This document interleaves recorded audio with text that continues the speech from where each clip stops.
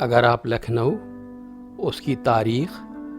اور اس کے ماضی میں ہونے والے دلچسپ واقعات کے بارے میں جاننا چاہتے ہیں اور ساتھ ہی لکھنؤ کی دن بدن بدلتی ہوئی شکل اور حالات کے بارے میں بھی متعارف ہونا چاہتے ہیں تو برائے مہربانی چینل کو سبسکرائب کرنے کی زحمت گوارا کریں اور ساتھ لگے بیل آئیکن کو بھی کلک کریں تاکہ نیا ویڈیو اپلوڈ ہوتے ہی اس کی انفارمیشن آپ کے پاس پہنچ جائے۔ اس ویڈیو میں دکھائے گئے لکھنؤ کے خاص دروازے اور پھاٹک جن کا تعلق ماضی سے ہے، اس ماضی سے جس کے بارے میں ایک دلچسپ واقعہ کچھ اس طرح سے ہے۔ میوزک کالج قائم ہوا چوک میں لکھنؤ کی مشہور خاندانی طوائفوں کے کوٹھے موسیقی کا مرکز تھے، اور شام کو وہی چہل پہل نظر آتی تھی جو چوک کی خصوصیت تھی۔ علوم و فنون میں کمال، نشست و برخاست میں سلیقہ، ادب و تعظیم میں پابندی وضاقتہ کی دلکشی، زبان و شاعری اور ارباب نے نفاست و شستگی نے ایسی فضا پیدا کر دی تھی کہ ہر شخص لکھنؤ کی سیر کا اب بھی مشتاق تھا۔ یہ ماضی کی بات ہو رہی ہے، یہ آج کے لکھنؤ کی بات نہیں کی جا رہی ہے، یہ اس دور کی بات کی جا رہی تھی جس دور کی نشاندہی یہ پھاٹک کر رہے ہیں۔ شہر کے مختلف بازاروں کی مختلف فضا دیکھنے کے قابل تھی۔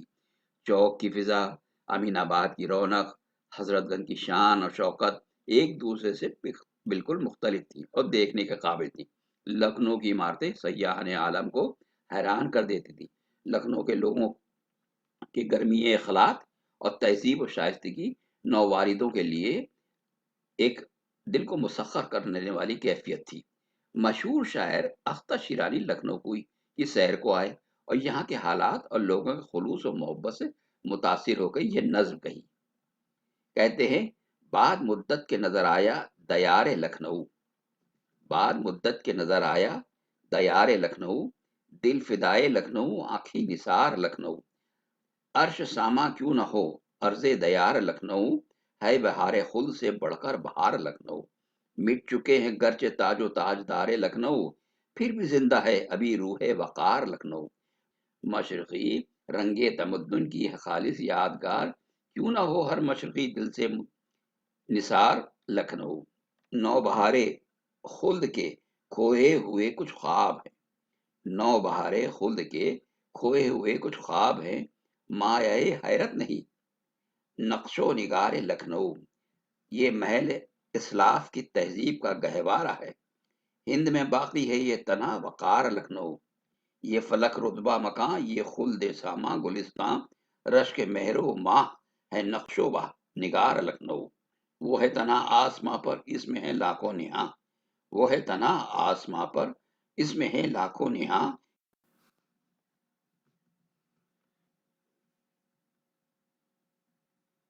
کیوں نہ ہو زہرہ کو رشک نغمہ زار لکھنؤ، ماہدر آغوش ہے ہر ذرہ اس کی خاک کا، ماہدر آغوش ہے ہر ذرہ اس کی خاک کا، اے زہے حسن طرب گاہے دیار لکھنؤ، محفل شعر و ادب سے ہے مست صحبائے نیاز، ہے نگار لکھنؤ بے شک نگار لکھنؤ، خامہ جانب کا ہے جس پر صحافت کو غرور، ایک مدت سے ہے مخبور بہار لکھنؤ،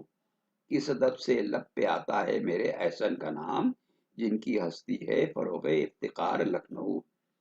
حضرت شہزادہ باقر علی خاں کا خلوص دل میں ہے مہماں بطور یادگار لکھنؤ، چوک کر خواب لحد سے اپنے ویرانوں کو دیکھ،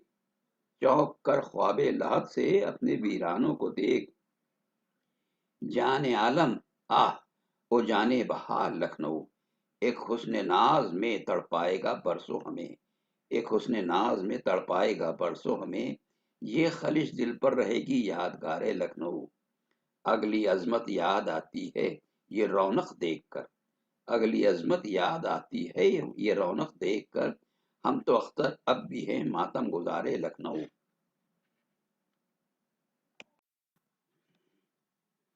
دنیا کے طلسم خانے میں کون رہا ہے جو لکھنؤ کی وہ شان و شوکت، اس کی تہذیب، اس کے وہ خاص اسلوب کے اثرات باقی بچے رہ جاتے۔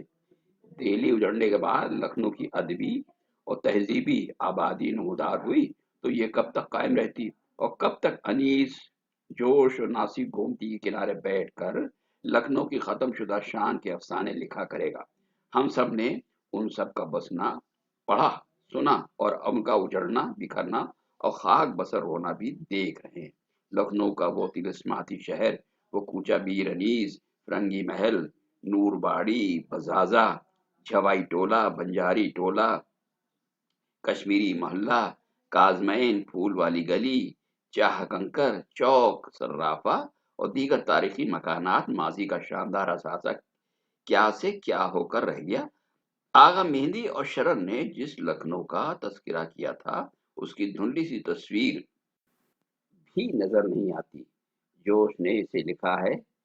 کس نے وعدہ کیا ہے آنے کا، کس نے وعدہ کیا ہے آنے کا، حسن دیکھو غریب خانے کا، اب کف افسوس ملنے کے سوا کچھ بھی نہیں کہ ہائے کیا ہو گیا لکھنؤ کے تہذیبی اور ثقافتی شہر کو، جس کا اپنا ایک خاص آداب تھا، اس کا اپنا ایک اسلوب تھا۔ اب شاید یہ شہر فلک بوس عمارتوں، ناجائز قبضوں، ٹوٹی نالیوں اور کوڑے کے ڈھیر پر کھڑا ہوا ہے۔ اس لیے کسی نے کہا ہوگا، کھنڈر بتا رہے ہیں عمارت حسین تھی، کھنڈر بتا رہے ہیں عمارت حسین تھی، گو خستہ حال ہے ماضی تو خوب تھا۔ لکھنؤ کی تاریخ نویسی اور ماخوذ کے بارے میں کچھ اہم باتیں اس طرح سے ہیں۔ کسی بھی ملک، ریاست اور خطے کی تاریخ معلوم کرنے کے 4 ذرائع یا ماخوذ ہیں۔ وہ تاریخ جو اس ریاست یا سلطنت کے فرمانروا نے خود اپنے ہاتھوں سے لکھی ہو، یعنی اپنے خود نوٹ لکھتے وقت سلطنت یا ریاست کے احوال بھی رقم کیے ہوں، جس سے اس دور کے انتظامیہ، تہذیب و تمدن اور رعایا کی معاشی اور معاشرتی حالات پر بھی کچھ لکھا ہو۔ دوسرا، حاکم، سلطان یا فرمانروا کے حکم پر کسی درباری مورخ نے تاریخ قلم بند کی ہو۔ تیسرا، کسی ریاست یا سلطنت میں سیاحت، تجارت یا سفارت کی غرض سے آئے ہوئے غیر ملکی افراد نے جو کچھ اپنی آنکھوں سے دیکھا، جو کچھ دوسروں سے سنا اور جیسا وہ محسوس کیا، ان سب کو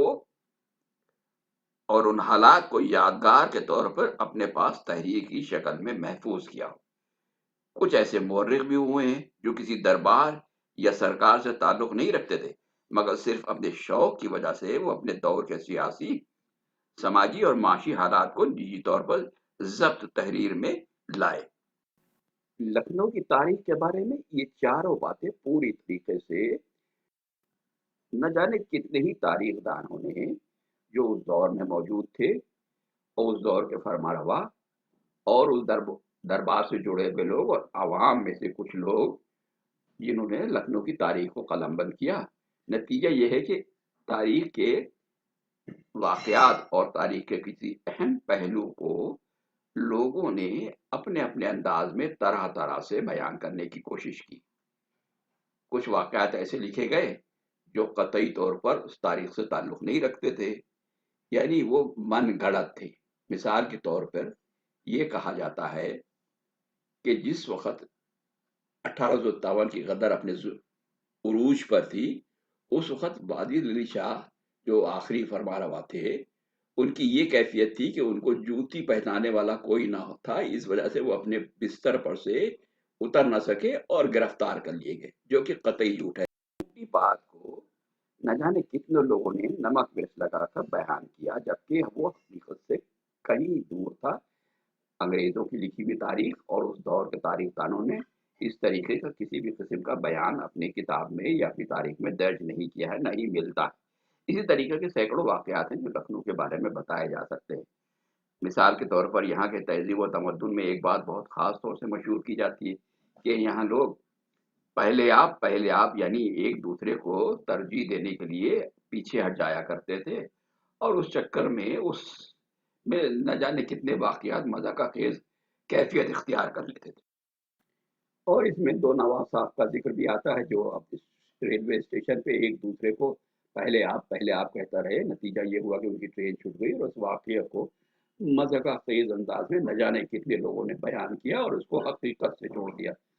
जबकि ऐसा तारीख़ में किसी जगह पे ना तो हुआ था, ना ही ऐसी कैफ़ियत आम तौर पे देखने को नज़र आती थी। इसीलिए पहले बयान किए गए चारों ज़राए जो हैं पूरे तौर पर इसलिए काबिल यकीन नहीं हैं,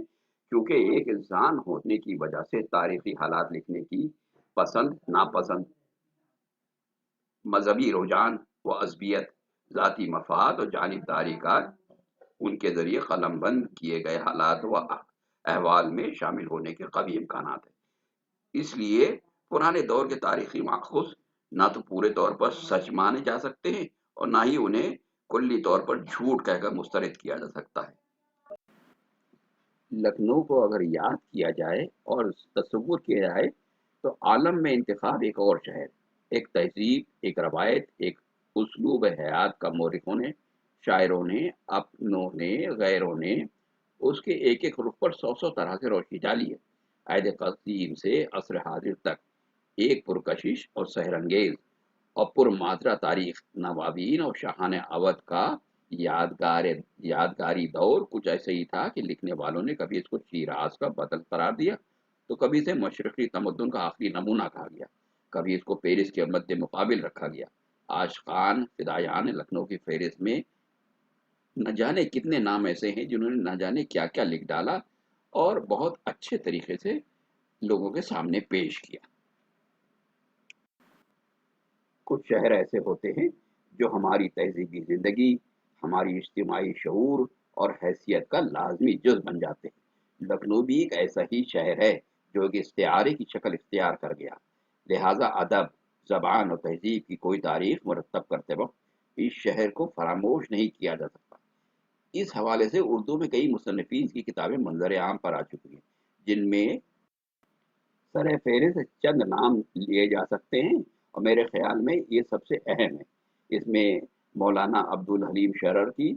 किताब, मोहम्मद बाक़र शम्स लखनवी की किताब और आगा मेहंदी रिज़वी साहब की तारीख़ी किताबें बहुत अहमियत की हामिल हैं और इन्हीं को ही माख़ूज़ के तौर पे इस्तेमाल किया जाना ज़रूरी है। लखनऊ चश्मा-ए फ़ैज़ इस तेज़ रफ़्तार दौर में जहाँ साहिबान फ़िक्र व नज़र मौजूद हैं, इल्म व दानिश के नए और पुराने चिराग जल रहे हैं, जिनसे हरदम बज़्म में गर्मी है, हुस्न है, रोशनी है, रानाई है, हरारत है। वहाँ किसी भी उन्वान, किसी भी अंदाज़ और किसी भी नहज से मेरा लब कुशाई करना फूलों पर इत्रपाशी करने के मुतरादिफ है। सिर्फ़ इतना ही अर्ज़ करना चाहूँगा कि गौरतलब बात ये है कि एक ऐसे अहद में जहाँ ज़हन वीरान है, बात-बात पर गरज है, क़त्ल और खून और जंग बरपा है, जहल नाराज़न है, मस्त खरामा है, अदीब और दानश्वर सर बना रहा है। ऐसे हसरतनाक और वहशतनाक और करबनाक हालात में लखनऊ की तहज़ीब और अवध की सक़ाफ़त के बारे में लोगों के सामने पेश करना और उनकी मिसाल देना और मिसाल देकर इस बात पे आमादा करने की कोशिश करना